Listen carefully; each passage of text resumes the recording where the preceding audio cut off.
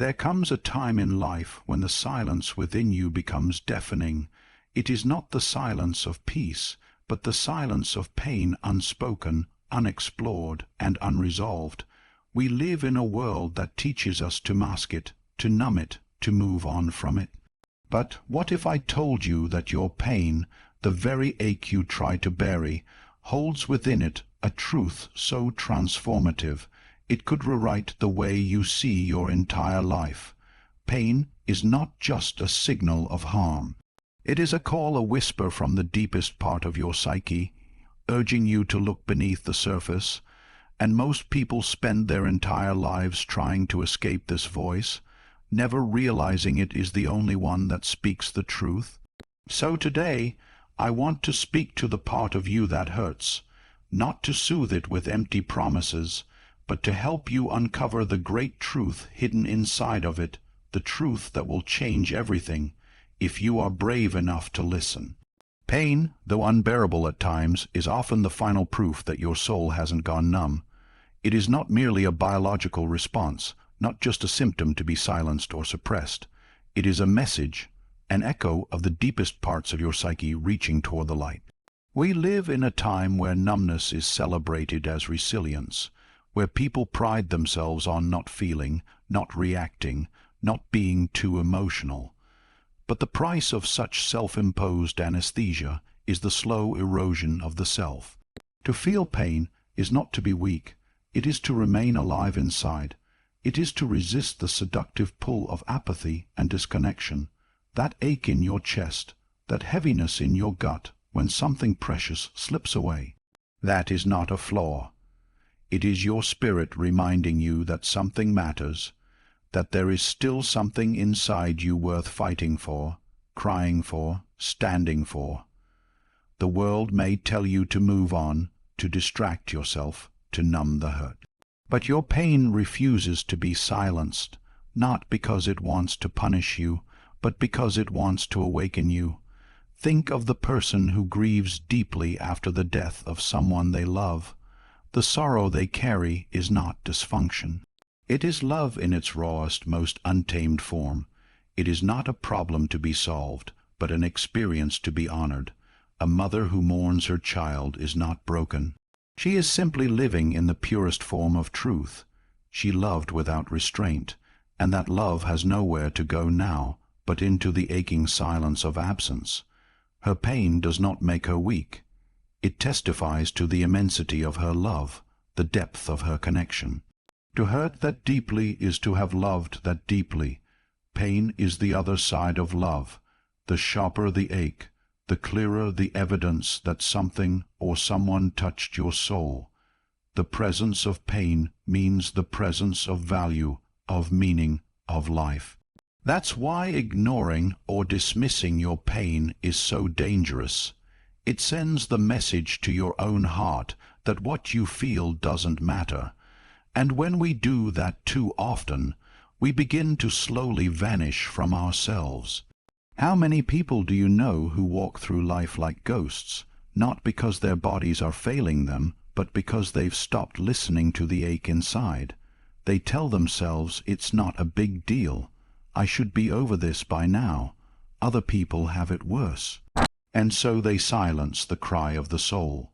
But what they don't realize is that pain left unacknowledged does not go away. It buries itself like a seed and grows in the dark, twisting itself into anxiety, depression, bitterness, and disconnection. You must understand, pain is a sacred signal. It speaks in a language older than words. When you are betrayed by a friend and it breaks your heart, that pain means you believed in trust, you held loyalty as a value. When you lose a dream you've worked toward for years, that pain means you cared, you invested, you dared to hope. That ache is not an indictment of failure. It is a signpost that you were alive, engaged, and connected to something greater than yourself. A life without pain is not strength, it is emptiness, and yet the irony is that so many people long for a painless existence, not realizing they are also longing to be untouched by joy, by love, by meaning. You cannot selectively numb pain. If you numb your sorrow, you also numb your joy. If you refuse to feel heartbreak, you also dull your capacity for connection. To shut out grief is to shut out life. I have seen people who try to move on without allowing themselves to grieve. They jump from one relationship to the next, bury themselves in work, chase distractions, chase thrills, anything to avoid feeling. But the unresolved pain finds its way back. It appears in sleepless nights, in unexplained anger, in a sense of emptiness that no amount of success or stimulation can fill. What they are running from is not the past, it is the unacknowledged truth that they were hurt and that their pain still waits to be witnessed. What if we stopped seeing pain as an obstacle and started seeing it as a teacher? What if, instead of asking, "How can I get rid of this pain?" we asked, "What is this pain trying to show me?" There is profound wisdom in your suffering if you are willing to listen. That heartbreak might be showing you that you've been settling for less than you deserve. That anxiety may be trying to reveal that you've been living out of alignment with your values.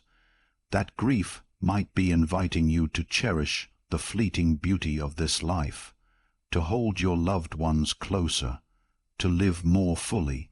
The moment you begin to honor your pain rather than suppress it, you start to reawaken the part of yourself that feels, that connects, that loves. You reawaken your humanity. I remember speaking with a man who had lost his job during a time of great personal stress. He said he felt like a failure, like everything he had worked for was falling apart. But when we sat with the pain, not just the fear or the anger, but the deeper ache underneath, he discovered something surprising. He realized he had never wanted that job in the first place. He had chased it to make his father proud. The pain he felt was not just about losing income. It was the soul's cry for authenticity. He was being invited, through his pain, to finally listen to what he truly wanted. That is the paradox of pain. It often comes disguised as destruction, but it carries within it the seed of revelation. Like fire, it burns away illusion. Like a scalpel, it cuts to the core, but it does not come to destroy you. It comes to awaken you. So if you are hurting, do not rush to escape. Sit with your pain. Listen to what it is telling you. It may be whispering truths you've ignored for far too long. It may be trying to guide you back to yourself. You are still alive inside, even if you are hurting. Perhaps because you are hurting, and that is not something to be ashamed of. That is something to revere. We live in a world built on appearances. From a young age, we are taught how to fit in, how to behave, how to achieve. We're shown models of success, shiny on the outside, but often hollow within. And slowly, sometimes without even noticing, we begin to sculpt ourselves according to these external molds. We pursue careers that impress others but leave us empty. We stay in relationships because they are familiar, even if they suffocate our spirit. We wear masks, not to deceive the world maliciously, but to survive within it. Yet all the while, something deep inside us watches, remembers, aches. Pain comes when the soul can no longer bear the weight of that falsehood. It is the rebellion of the inner self against the life you've constructed around what you thought was expected of you. Pain is not the enemy, it is the messenger. It does not come to harm you, but to awaken you, and it never whispers. It screams when you've ignored it for too long. You may find yourself feeling anxious every morning before you go to work. At first, you think it's just stress. Normal, everyone feels it. You begin to push through it, drink more coffee, stay up later, take a few pills to calm the nerves, but slowly your body and your mind begin to fracture. You're tired all the time. You're restless, numb, increasingly irritable. The therapist tells you to set boundaries. Your friends tell you to be grateful for your job. Society tells you to hustle harder. But something inside you is dying, not quickly, quietly, and so the pain grows, not because you are weak, but because you are living a life that doesn't belong to you. There is a man I once knew who had spent 20 years climbing the corporate ladder. He had the title, the house, the status, but he also had migraines that never ceased, a marriage on the brink, and an emptiness that felt like it could swallow him whole. One night, lying awake with his heart racing and hands trembling, he didn't ask what medication he needed. He asked, for the first time in decades, what if I've built my entire life on something that isn't real? That question is not destruction. It is revelation. It is the first crack of truth breaking through the facade. And yes, it is terrifying to admit that the job, the marriage, the version of yourself you've been performing might not be real, is to step into the unknown. But what is the cost of not asking, of not listening? You remain imprisoned by your own creation. Pain does not arrive out of cruelty. It arrives out of necessity. It breaks what is false so that the truth can emerge. It strips you down not to leave you naked and exposed, but to offer you the chance to clothe yourself in something real. The hardest part is not the pain itself. It is what the pain reveals. It forces you to confront your compromises, your betrayals, not the kind done to others, but the ones done to yourself. The time you said yes when you wanted to scream no. The silence you chose instead of speaking your truth. The smile you wore while your spirit wept inside. All those tiny moments of self-abandonment accumulate. They do not disappear. They live in the body. And eventually, they demand to be felt. Some people spend their entire lives avoiding that confrontation. They become masters of distraction. Workaholics, perfectionists, addicts, chasing anything that keeps them too busy to feel.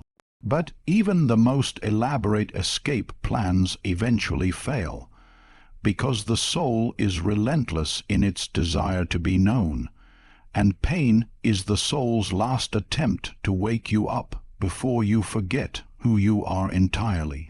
There's a story of a woman who spent years in a toxic relationship. He never hit her. There were no bruises, but she slowly withered, emotionally, spiritually. She forgot how to laugh. She forgot how to dream. She became small so he could feel big, and then one day, sitting in the car after another argument, she felt a sharp, inexplicable pain in her chest. It wasn't physical, it was existential. A scream from within that said, "You are disappearing." That moment didn't lead to immediate change, but it planted a seed, and months later, with trembling hands, she walked away, not just from him, but from the lie she had told herself that this was the best she could ever have. Pain often arrives before the mind is ready to understand. It is the body's way of saying what the mouth cannot. You may not know exactly what is wrong. You may not have words yet, but your pain does, it always knows. There is a beautiful, brutal clarity in suffering. In those moments when life falls apart, the masks drop, the performance ends, and all you're left with is yourself, raw, vulnerable, unedited, and in that space real questions emerge. Who am I, really? What do I want, not what was I told to want? What have I been afraid to see? You cannot heal what you refuse to face, and you cannot face what you continue to deny. Pain is not just discomfort, it is direction. It points toward the lie. It asks you to be honest, not with the world, but with yourself. We are taught that healing is about feeling better, but sometimes healing is about finally seeing the truth. And truth is not always pleasant. It is not always pretty, but it is freeing, because once you see it, you can no longer pretend. You can no longer shrink. You can no longer abandon yourself without consequence. So many people wake up too late. On their deathbeds, they say things like, "I wish I had lived a life true to myself." That is not just a regret. It is an indictment of how many of us live by lies we never dared to confront. Do not wait until your soul is a whisper. Listen while it is still a roar. Let the pain guide you back to yourself. You may think the pain is the problem, but often The real problem is the lie you've built your life around. Pain is just the light that finally exposes it, and once the lie is seen, it loses its power. To suffer consciously is to awaken. To hurt and ask why is the beginning of liberation. Let your pain strip away what is not you. Let it bring you home. We are born into a world of separation. From the moment we arrive, we begin to build identities, names, roles, reputations, that distinguish us from others. We are taught to strive for individuality, to be unique, to stand out. And while this can serve a purpose, it often comes at a cost. As we construct these identities, we begin to believe that our experience is singular, that our suffering is somehow different, perhaps even shameful. We become convinced that no one else could possibly understand what we're going through, and in this belief we isolate ourselves. We lock our pain in the dark and sit beside it, alone. But there is a quiet paradox in suffering. It is both the most isolating and the most unifying experience a human being can endure. When pain is unspoken, it becomes a prison, but when it is shared, it becomes a bridge. In the depth of pain, the ego begins to dissolve. The roles we play, the stories we cling to, the walls we build, all of it begins to lose its power. The businessman grieving the loss of a child is no longer a CEO. The artist battling depression is no longer an icon of beauty. The soldier with trauma is no longer a hero or a symbol. They are simply human, raw, exposed, honest.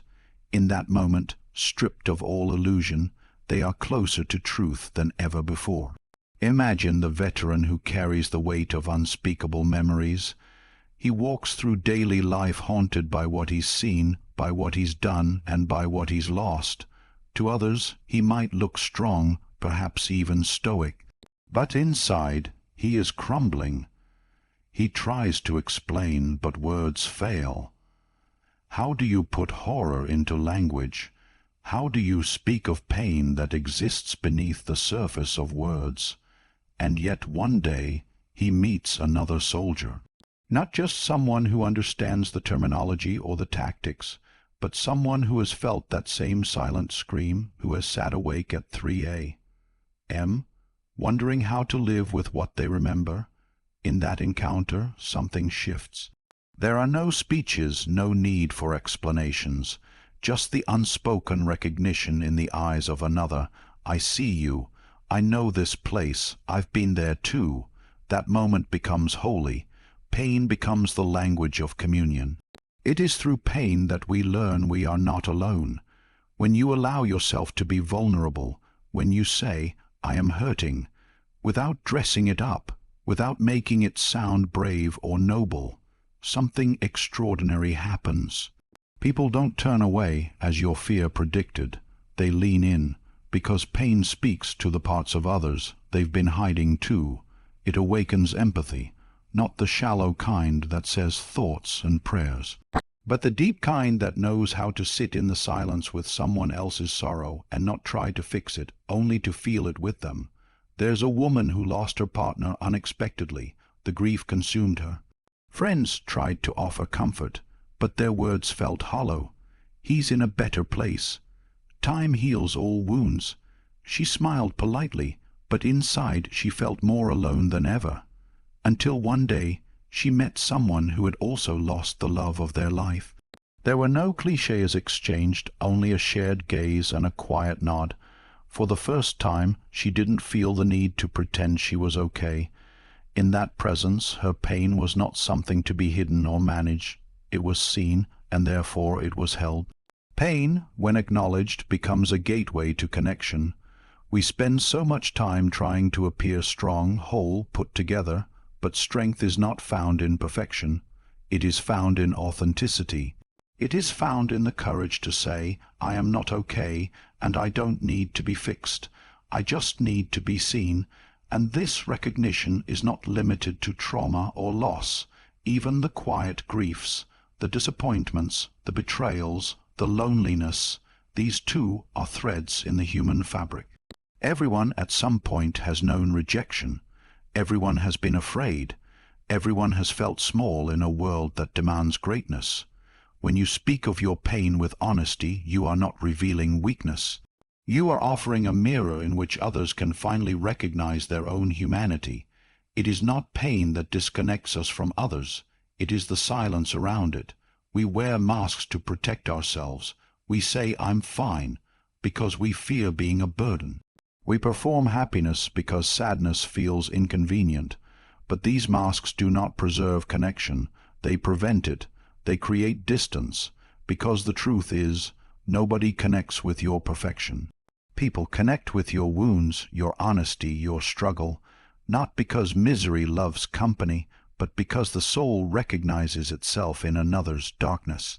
In myth, the wounded healer archetype teaches us that our greatest power to heal others often comes from the very places where we've been broken. It is not through pretending we've never suffered that we become strong. It is through embracing our suffering, learning from it, integrating it, and then extending our hand to someone who is walking a similar path. That is how we become medicine for one another.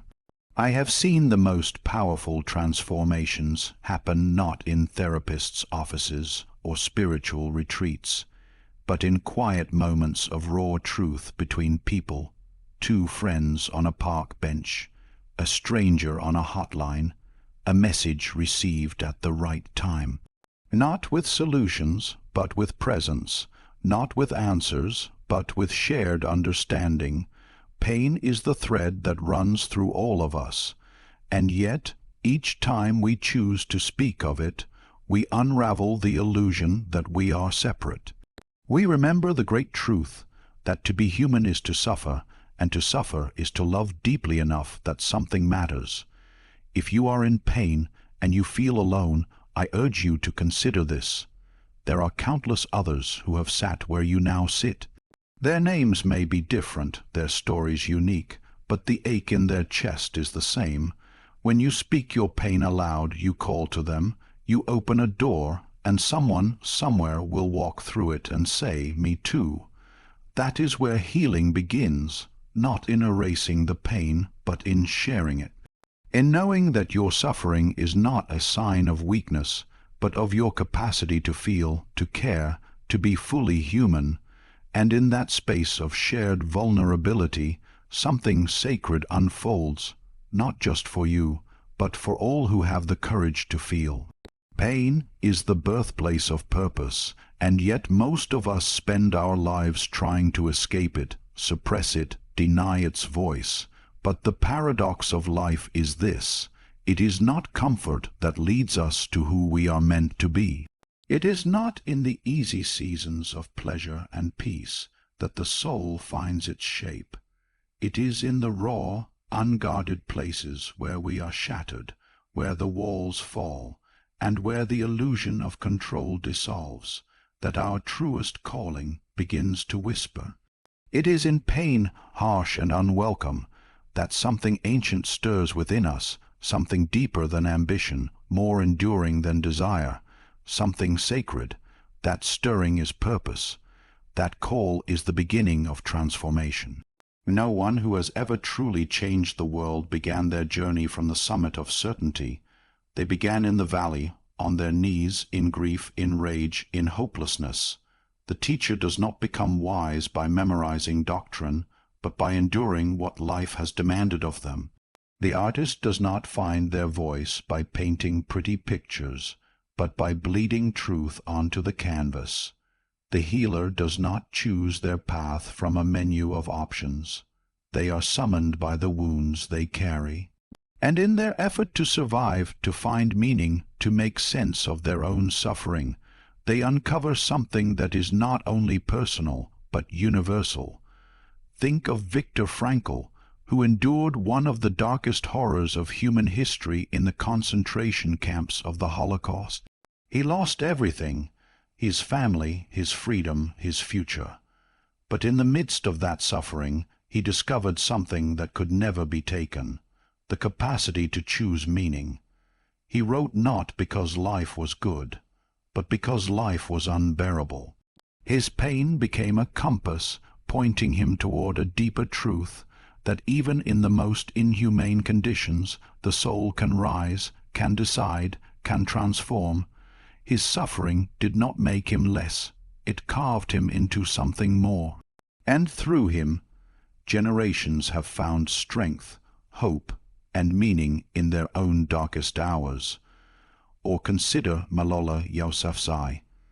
She was just a girl who wanted to learn, but the world she lived in saw knowledge as a threat. She was silenced with a bullet meant to kill not just her body, but her voice, her right to question, to grow. But pain did not silence her, it awakened her. The attack did not break her, it broke her silence. And from that silence emerged a voice that has shaken the foundations of oppression around the world. Her suffering was not her end, it was the opening of her purpose. These stories move us not because they are rare, but because they resonate with a truth we each carry in our bones. We sense, deep down, that the things we have survived are not meaningless. We ache to believe that the pain we've endured was not in vain, and perhaps it wasn't. Perhaps the betrayal that nearly destroyed you was meant to awaken your need for self-worth. Perhaps the heartbreak you endured wasn't just a personal tragedy, but the catalyst that deepened your capacity for empathy. Perhaps the depression you lived through wasn't simply a chemical imbalance, but a soul-level signal that you had drifted far from who you really are. There is a force in you that only pain can summon. It is not loud. It does not beg for attention. But when everything else is stripped away, your titles, your plans, your pride, this force remains. It is the question that echoes in the silence. What now? And if you are brave enough to answer it honestly, you may find that your suffering was never meant to bury you. It was meant to break the surface of the false life, so that the real one could begin. Purpose is not something you find out there in the world. It is not given to you by others. It is unearthed. It is dug up from the ruins of what you once thought life was supposed to be. It is born from the ashes of plans that failed, relationships that ended, and identities that crumbled. It is not glamorous. It is not neat, but it is real. It belongs to you in a way that nothing else ever has. And when you begin to live from that place, when you begin to speak, act, create, serve from the center of your pain-turned purpose, something astonishing happens. Others begin to see themselves in you. They begin to heal through your courage. Your story, once a source of shame or silence, becomes medicine for someone else's wound. Your survival becomes someone else's permission to keep going. And in that moment, the pain that once isolated you becomes the very thing that connects you. But you must be willing to listen, not just to the surface pain, but to what it is pointing you toward. The wound is a message. It is trying to tell you what matters, what's missing, what needs to change. So many people turn away before the message is received. They medicate, distract, busy themselves with the noise of the world. But the deeper wisdom of pain only speaks in stillness, in honesty, in surrender. You cannot chase purpose like a goal. You must let it emerge, like a phoenix from flame, after everything false has burned away. This is why your suffering is sacred, not because it is good or deserved, never that, but because it holds the seed of something greater. You may not see it now. You may still be in the darkness, but purpose is patient. It waits for you. It waits for you to stop running, to stop pretending, to stop numbing. It waits for you to ask the only question that matters. What is this pain trying to show me? And when you ask with sincerity, you will not get a neat answer. But you may feel a shift, a whisper, a pull in a direction you hadn't considered before, a desire to write, to help, to speak, to create, to change. Follow that. Even if it doesn't make sense, even if it scares you. Especially if it scares you, because that is the path forged by fire, and it is yours alone to walk. You are not here by accident. Your suffering was not the end. It might just be the beginning of the work you were born to do. Perhaps the greatest truth hidden in your pain is this: you are still worthy, even when you're broken. In fact, you may be most worthy because you are broken. For in those shattered places, in the darkness where the world cannot reach you, where the light seems distant and silence feels endless, something essential is revealed. In those moments, stripped of all achievements, stripped of performance, stripped even of hope, you are left only with yourself, not the version others applaud, not the mask you've carefully crafted, but your raw, aching, imperfect self. And it is precisely here in this fragile space that love is most needed. But what we often do, tragically and repeatedly, is abandon ourselves right at the moment we need our own tenderness the most. We become harsh, impatient, critical. We speak to ourselves in tones we would never use with a hurting child. We say, "Get over it. You're too much. You shouldn't feel this way," as if healing were a transaction, as if suffering were a character flaw, as if our humanity needed to be justified. Real healing does not begin when the pain ends. It begins when we stop running from ourselves, when we stop disowning the very parts that cry out for love. The wound itself is not the deepest suffering. It is the feeling of being alone in it. It is the turning away from ourselves when we are most vulnerable. That abandonment is the true trauma, and yet most of us are not taught how to stay. We are taught how to distract, to deny, to fix it fast. But what if nothing is broken? What if the pain is not asking to be erased, but to be embraced? Imagine a child crying in the night. Would you yell at them to toughen up? Would you walk out of the room because their sorrow is inconvenient? Of course not. You would sit down, you would hold them, you would whisper, "I'm here, you're not alone, I love you." That instinct, to show up with compassion, with softness, is natural when directed at someone else. But what happens when the child crying in the night is inside of you? We've all abandoned ourselves in moments of pain. We've judged our sadness, hidden our fear, numbed our heartbreak.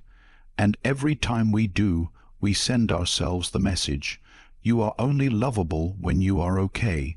But that is not love, that is performance. True love, the kind that heals, does not depend on conditions.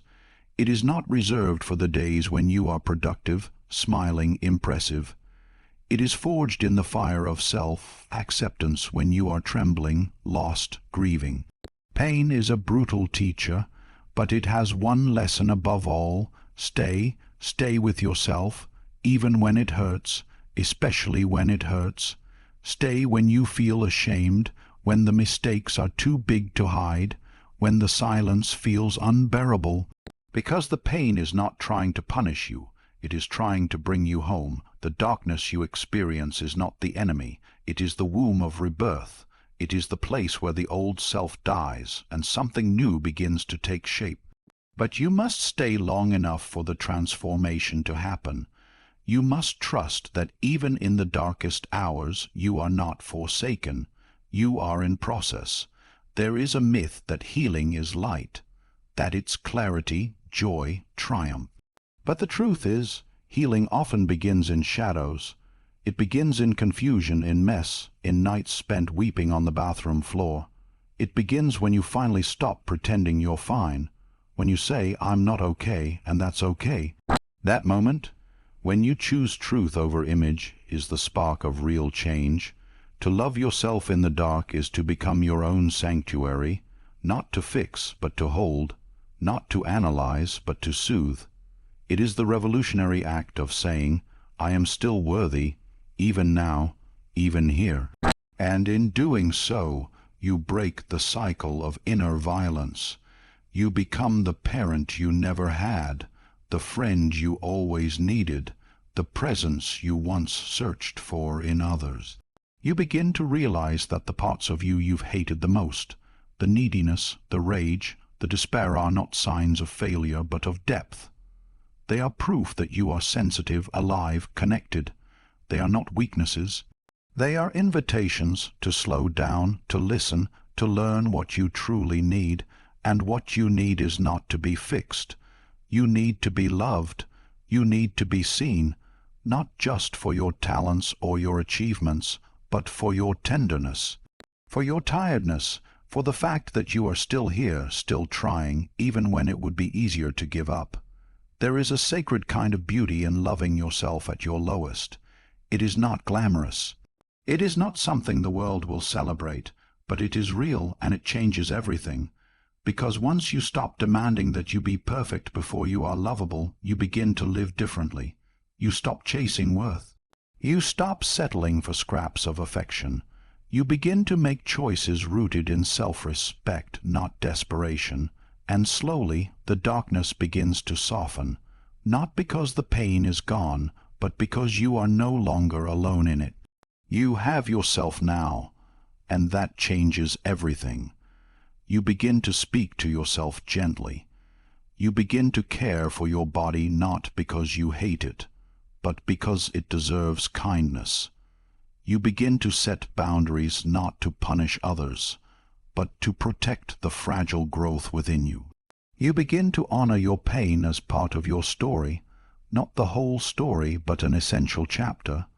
You start to trust that even in the midst of pain, something inside you is still growing, that the very wounds you've carried are becoming sources of wisdom, that the self you are becoming could only emerge through walking through the fire, not around it. To love yourself in the dark is to declare, even now, I belong to me. And that is perhaps the most powerful declaration a human being can make. Because once you stop abandoning yourself, no one else's rejection can destroy you. Once you stop turning away, you no longer need to beg for love. You become it. So the next time pain rises and everything in you wants to shut down or escape, try this. Pause. Breathe, place a hand on your heart and say gently, I'm here. And stay with yourself. Stay with your sorrow. Stay with your truth. Because even in the dark, you are still worthy. Even when broken, you are still whole. And even in your most unlovable moments, you are still deserving of love, not because you earned it, but because you are human, and that is enough. So many spend their lives fearing pain, avoiding it, medicating it, running from it. But what if pain wasn't here to destroy you, but to wake you? The truth hidden in your pain is this. You are not broken, you are becoming. Your pain is not punishment. It is a sacred initiation. And if you can face it, really face it, you will uncover within yourself a strength so profound, a clarity so illuminating, and a purpose so alive, that it will change everything, not just for you, but for every soul brave enough to follow your light through the dark.